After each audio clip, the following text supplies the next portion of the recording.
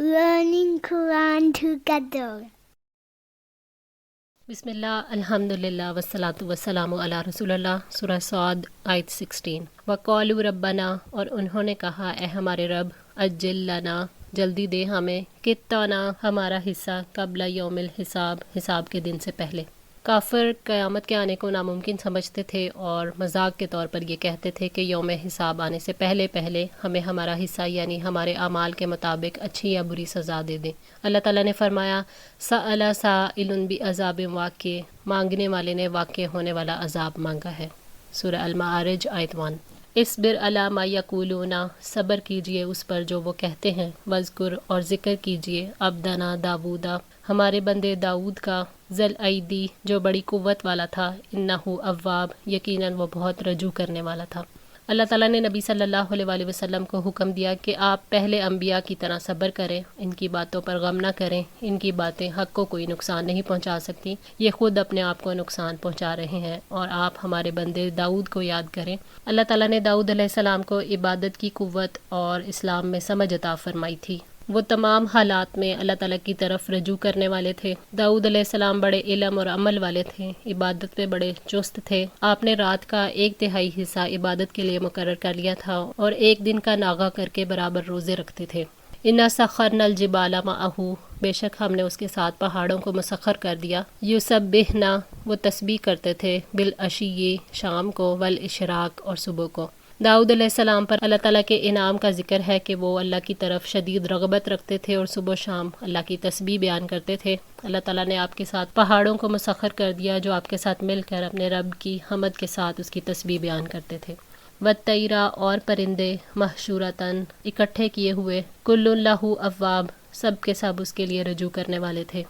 अल्लाह ताला ने परिंदों को भी उनके साथ मुसख्खर कर दिया था।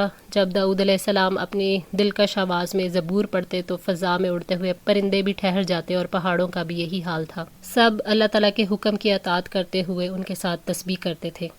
वशददना, और मजबूत कर दी हमने, मुल्कहू, सल्तनत उसकी, व आतैनाहुल हिकमता, और उसे हमने हिकमत दी, व फसलल खिताब, और फैसला कुन बात। अल्लाह ताला ने दाऊद अलैहिस्सलाम की बादशाहत को इस्तेहकाम अता फरमाया था। आपके मुल्क में तमाम शाही ज़रूरियात मुहैया कर दी गई थी। आप दुनिया के तमाम बादशाहों में ज़बरदस्त बादशाह थे। रोज़ाना 4000 या 32,000 पहरेदार पहरा दिया करते थे और एक साल तक उनकी बारी नहीं आती थी। इब्न कसीर।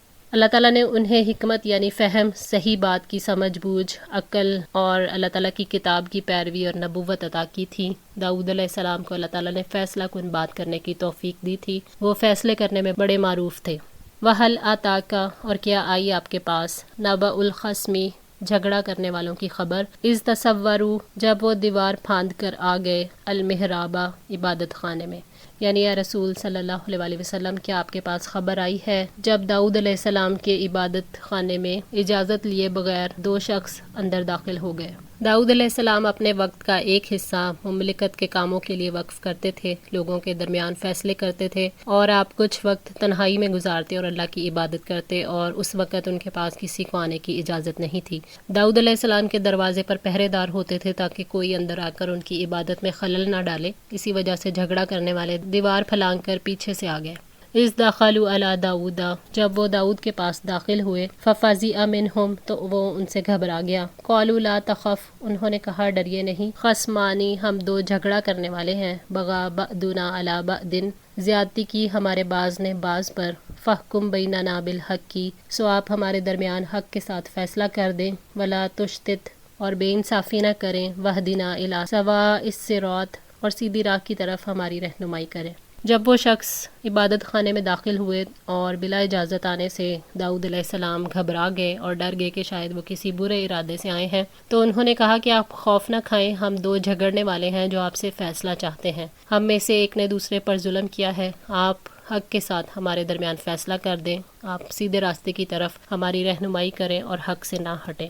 इन्ना हाजा अखी, यकीनन ये मेरा भाई है, लहू तिस्उन व तिस्औना नअजतन, इसके पास 99 दुम्बियाँ हैं, वलिया नअजतुम वाहिदतुन, और मेरे पास सिर्फ 1 दुम्बी है। फ़क़ौला, तो उसने कहा, अकफिलनी हा, इसको भी मेरे हवाले कर दो, व अज़्ज़नी, और उसने गलबा पा लिया मुझ पर, फ़िल खिताब, गुफ्तगू में, وہب بن منبع رحمۃ اللہ نے کہا کہ یہ میرا دینی بھائی ہے، یعنی اس نے دین، نسب یا دوستی کی اخوت کا ذکر کیا جو تقاضا کرتی ہے کہ زیادتی نہ کی جائے۔ اس نے کہا کہ اس کے پاس کثیر مال ہے جو اللہ نے اسے عطا کیا ہے، جس پر اسے شکر ادا کرنا چاہیے اور قناعت کرنی چاہیے، جبکہ میرے پاس صرف ایک دمبی ہے اور یہ میرا بھائی مجھ سے وہ بھی لے لینا چاہتا ہے، اور اس نے اپنی گفتگو میں مجھے دبا لیا ہے اور اب یہ مجھ سے میری وہ دمبی بھی لے لے گا۔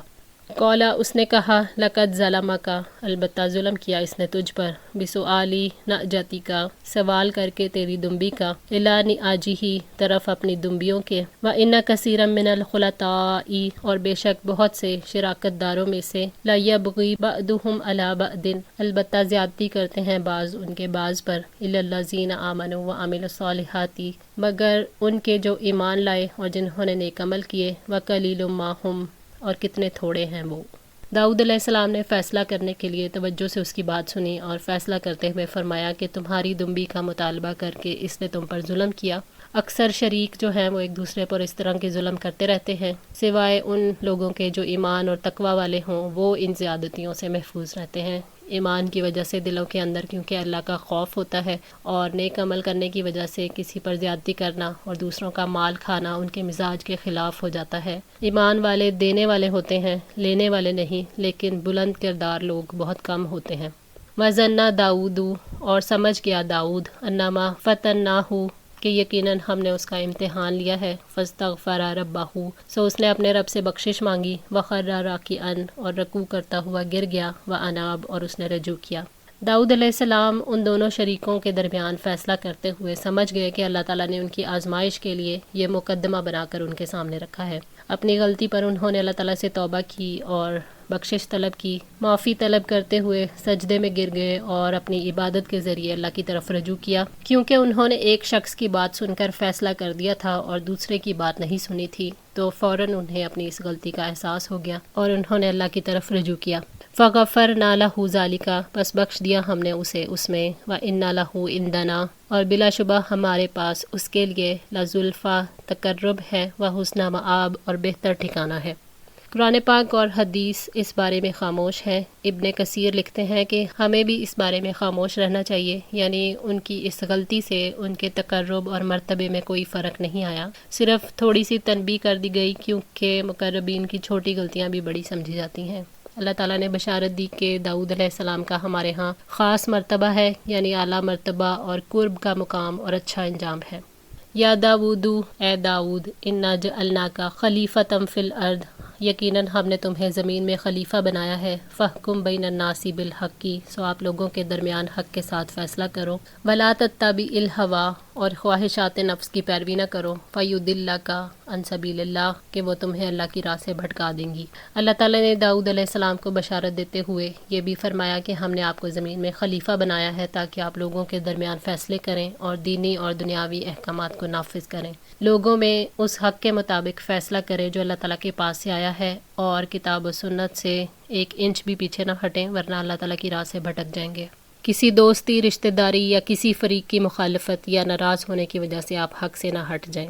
ان الذین یضلون عن سبیل اللہ، یقیناً جو لوگ اللہ تعالیٰ کی راہ سے بھٹکتے ہیں، لہم عذاب شدید، ان کے لیے سخت عذاب ہے، بما نسوا یوم الحساب، اس لیے کہ وہ حساب کے دن کو بھول گئے۔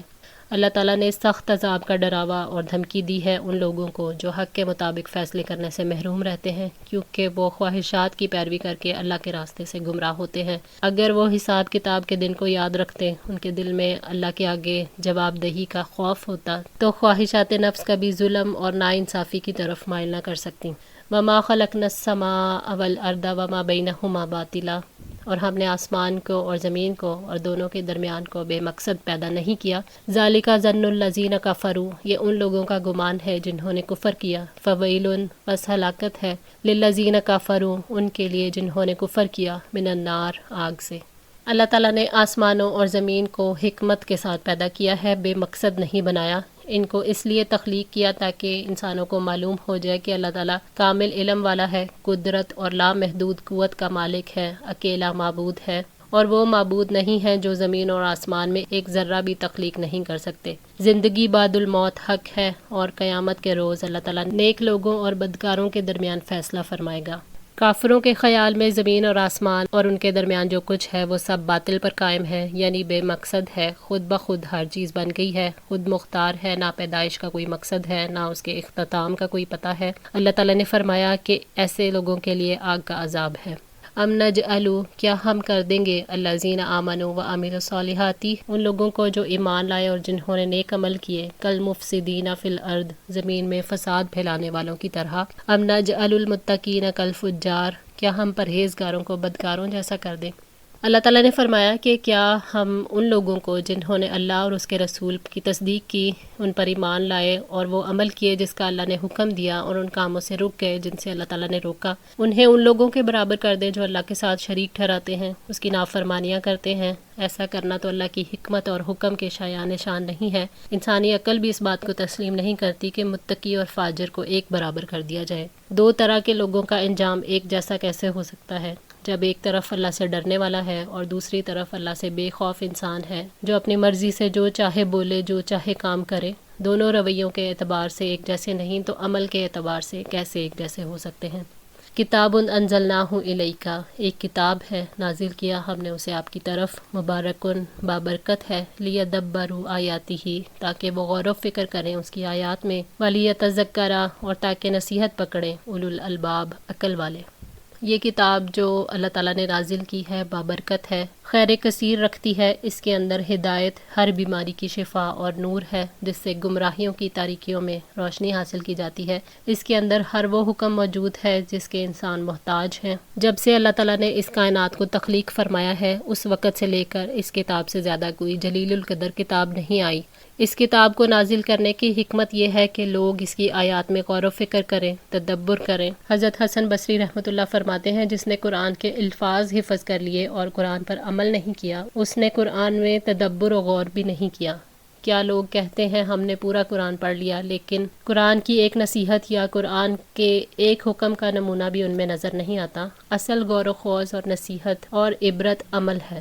ابن کثیر، کتاب پر ہر عقل رکھنے والا غور و فکر کر سکتا ہے، ہر ایک کے غور و فکر کے مطابق اس کو کتاب کا فہم ملتا ہے۔ جتنا جتنا کسی کا اللہ کی کتاب سے تعلق بڑھتا ہے اتنے ہی اس پر حکمت کے دروازے کھلتے چلے جاتے ہیں۔ ہر ایک کے علم، حکمت اور فہم میں اضافہ اس کتاب کے بابرکت ہونے کی وجہ سے ہوتا ہے۔ اس کتاب کے ساتھ تعلق کی وجہ سے انسان کے اندر خوف خدا میں اضافہ ہوتا ہے، اور جتنا اس خوف میں اضافہ ہوتا ہے اتنا ہی عمل میں بھی بہتری آ جاتی ہے۔ وَوَهَبْنَا، اور عطا کیا ہم نے، لِدَاوُودَ سلیمان، داؤد کو سلیمان، نعم العبد، کتنا اچھا بندہ، انہ اواب، وہ بہت رجوع کرنے والا تھا۔ اللہ تعالیٰ نے داؤد علیہ السلام کو سلیمان علیہ السلام جیسا بیٹا عطا فرمایا، وہ بھی اللہ کے نبی اور بادشاہ بھی تھے۔ سلیمان علیہ السلام کا ذکر یہاں ان کی بندگی اور اللہ تعالیٰ کی طرف رجوع کرنے کے حوالے سے کیا گیا۔ ان کے پاس ایک عظیم سلطنت تھی، مگر اللہ تعالیٰ کے ایسے غلام تھے جن کے بارے میں اللہ نے فرمایا نعم العبد، کیا ہی اچھا بندہ، یعنی بندگی کی بہترین مثال۔ سلیمان علیہ السلام کے رجوع اللہ کو موقع کے لحاظ سے سامنے رکھا گیا تاکہ انسان اللہ تعالیٰ کی طرف رجوع کر سکے۔ آج کے لیے اتنا ہی۔ دعا ہے اللہ تعالیٰ ہماری اس کوشش کو قبول فرمائے، ہماری غلطیوں کوتاہیوں کو معاف فرما کر ہم سب کی اصلاح فرمائے۔ جزاکم اللہ خیر، والسلام علیکم ورحمۃ اللہ وبرکاتہ۔